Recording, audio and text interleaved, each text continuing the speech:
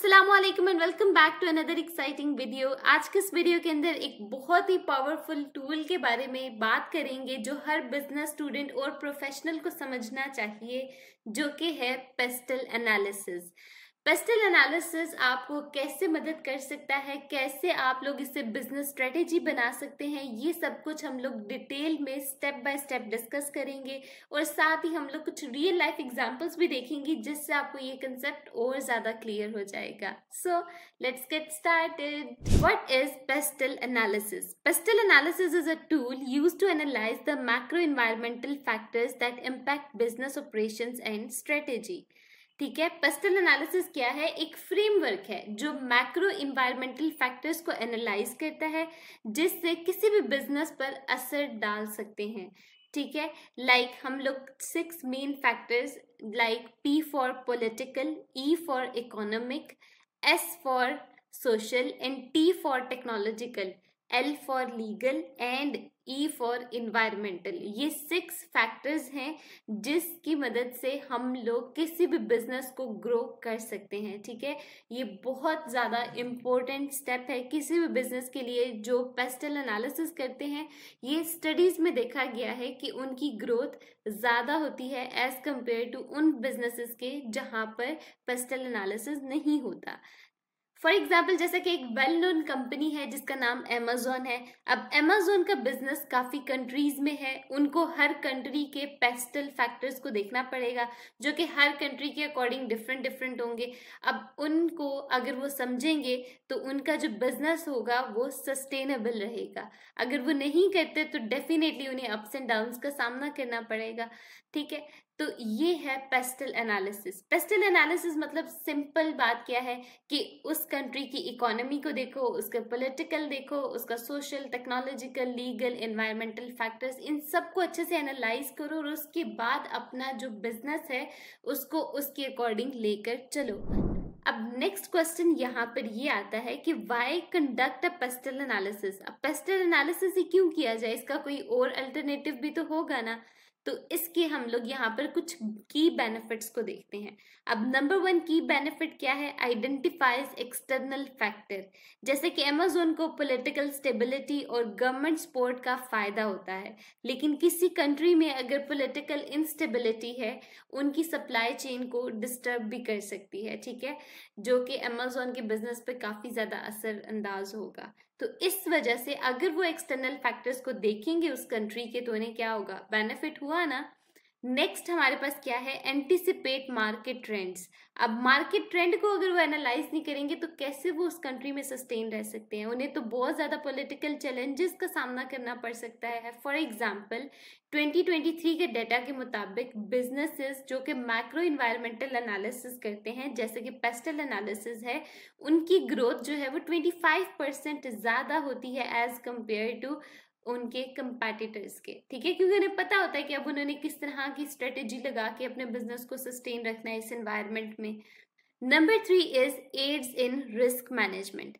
अब risk management में हम लोगों को कोई ना कोई डिसीजन मेकिंग करनी पड़ेगी, कोई ना कोई स्ट्रेटेजी लगानी पड़ेगी।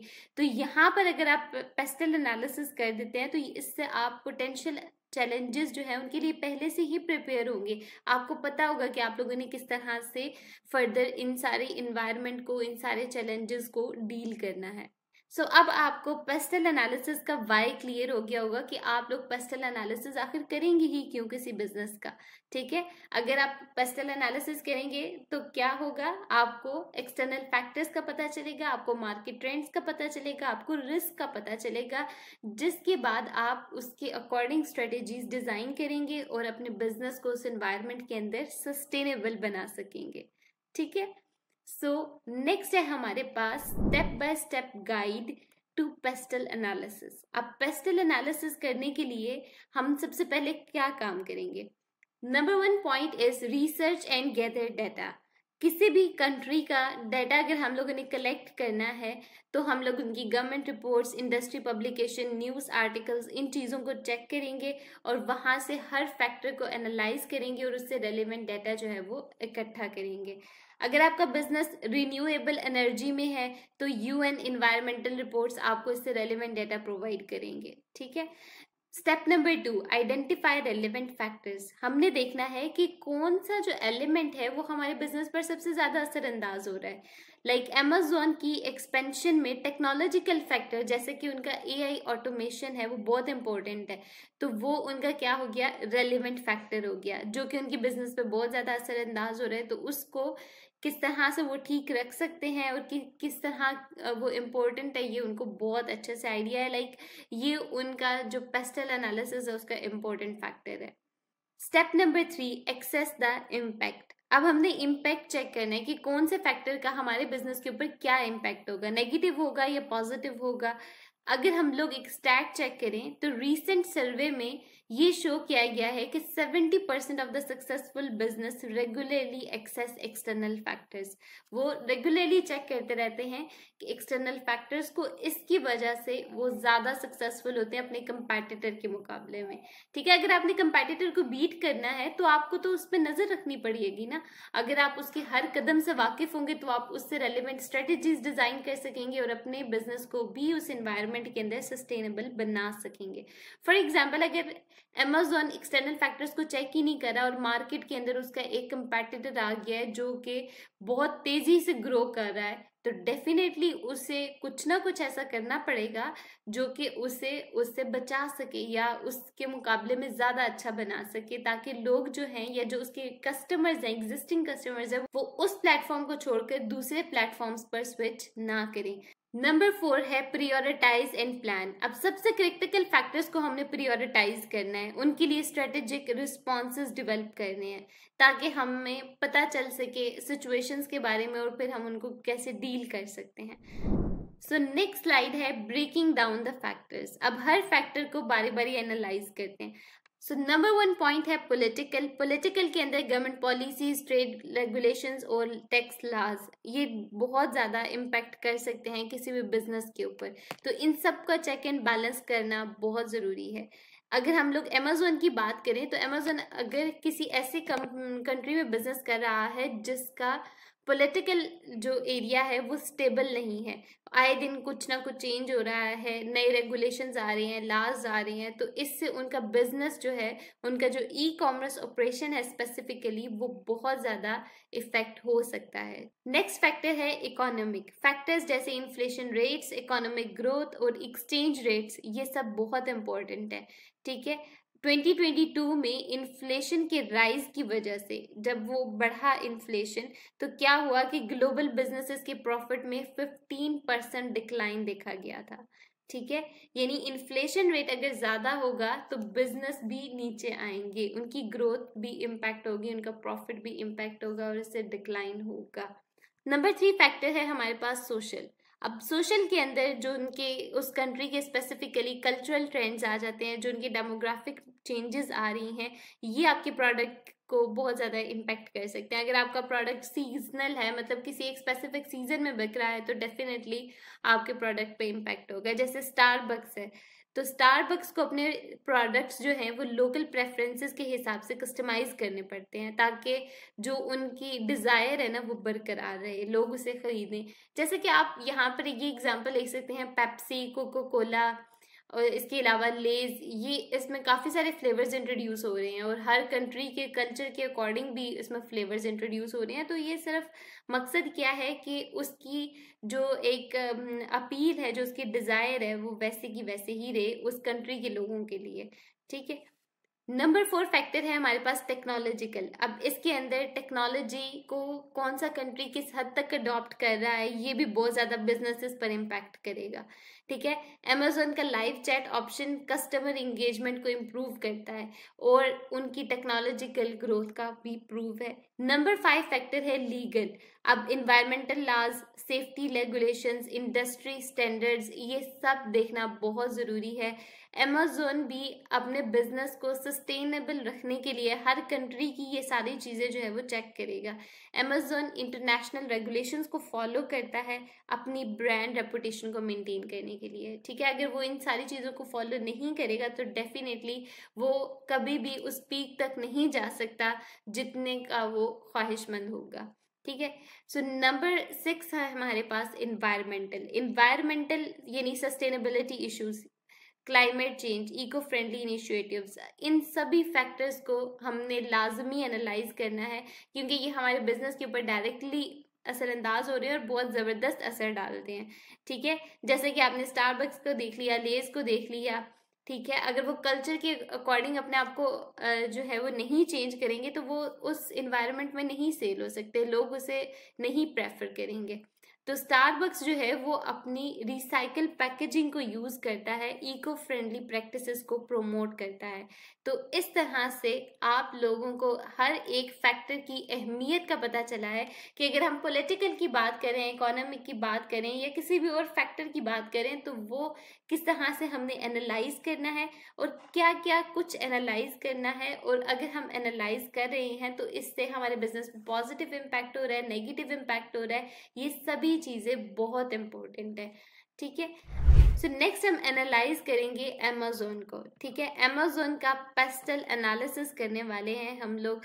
सो नंबर 1 फैक्टर है हमारे पास पॉलिटिकल। अब गवर्नमेंट अगर सपोर्टिव होगी, स्टेबल होगी, तो ई कॉमर्स के जितने भी ऑपरेशंस हैं वो ज़्यादा स्मूथ होंगे और वो अमेज़न की फेवर में जा रहे होंगे, तो यानी इनका बिजनेस क्या होगा, और ज़्यादा स्टेबल होगा। तो अमेज़न जो है वो किन कंट्रीज़ में बिजनेस करना पसंद करेगा, डेवलप्ड कंट्रीज़ में। ठीक है, क्योंकि इससे उनकी जो भी ऑपरेशंस है ई कॉमर्स से रेलेवेंट वो ज़्यादा अच्छे से परफॉर्म हो सकेंगे। ठीक है, जैसे कि गवर्नमेंट जो है वो साइबर सिक्योरिटी को सपोर्ट कर रही है।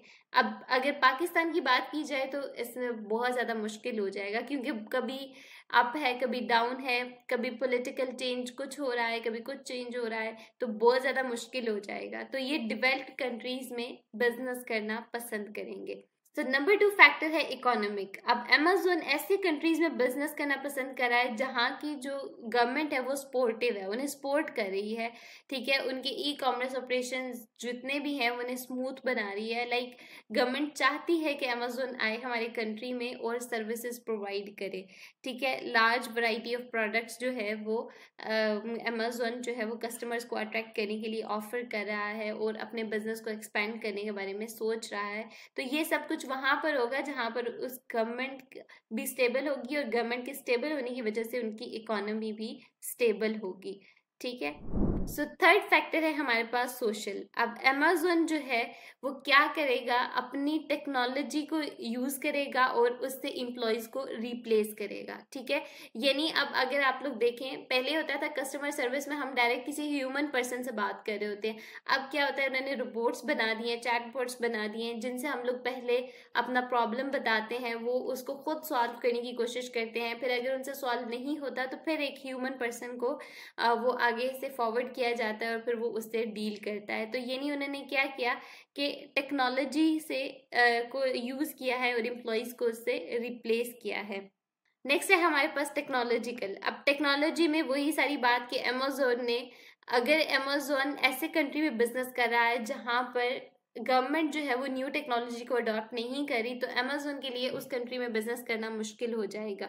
ठीक है, तो वो ऐसे कंट्रीज को प्रेफर करेगा जहाँ पर टेक्नोलॉजी जो है वो अच्छी है और उसे ज़्यादा चैलेंजेस का सामना नहीं करना पड़ रहा। अब जैसे कि फीचर आपने ऊपर हमने देखा है कि उसने क्या किया है, लाइव चैट का ऑप्शन अवेलेबल किया है कस्टमर्स के लिए ताकि उनको और ज़्यादा जो है वो सेटिस्फाई कर सके। नेक्स्ट फैक्टर है हमारे पास इकोलॉजिकल। इकोलॉजिकल रेफर कर रहा है इन्वायरमेंट और इकोसिस्टम को ही, यानी अमेज़न की जो ग्रोथ है वो उसके इकोलॉजिकल इनिशिएटिव्स पर भी डिपेंड कर रही है, उससे लिंक कर रही है। उसने काफ़ी सारे ऐसे इनिशिएटिव्स लिए हैं जिससे अमेज़न की डिमांड और बढ़ गई है, उसने अपॉर्चुनिटीज़ को क्रिएट किया है। लास्ट फैक्टर है हमारे पास लीगल। अब अमेज़न जो है वो इंटरनेशनल रूल्स एंड रेगुलेशंस को फॉलो करता है ताकि उसकी जो ब्रांड रेपुटेशन है वो और ज़्यादा इंक्रीज हो सके। अब कुछ टिप्स देख लेते हैं इफेक्टिव पेस्टल एनालिसिस में। लाइक पेस्टल एनालिसिस हमें कितने अरसे बाद दोबारा करना चाहिए, आफ्टर 6 मंथ्स हमें पेस्टल एनालिसिस जो है वो दोबारा करना चाहिए और किसी भी एक्सपर्ट से जो कि पेस्टल एनालिसिस बहुत अच्छे से कर सके उनसे करवाना चाहिए। ठीक है, पेस्टल एनालिसिस को आप अदर एनालिसिस के साथ भी यूज कर सकते हैं, जिसमें स्वॉट एनालिसिस हो गया, strength, weakness, opportunities and threats, और पोर्टर्स 5 फोर्सेस मॉडल जो है उसके साथ भी मिला के एक कॉम्प्रिहेंसिव व्यू देख सकते हैं। पोर्टर्स 5 फोर्स मॉडल और स्वॉट एनालिसिस की वीडियो भी चैनल के ऊपर मौजूद है, आपको उसका लिंक डिस्क्रिप्शन में मिल जाएगा। आई होप कि आपको पेस्टल एनालिसिस की बहुत अच्छे से समझ आ गई होगी। अगर आपका कोई भी क्वेश्चन है पेस्टल एनालिसिस से रेलिवेंट तो आप कमेंट्स के अंदर पूछ सकते हैं, और साथ ही साथ अगर आपको वीडियो अच्छी लगी है तो लाइक करना और चैनल को सब्सक्राइब करना ना भूलें। In the end, happy learning.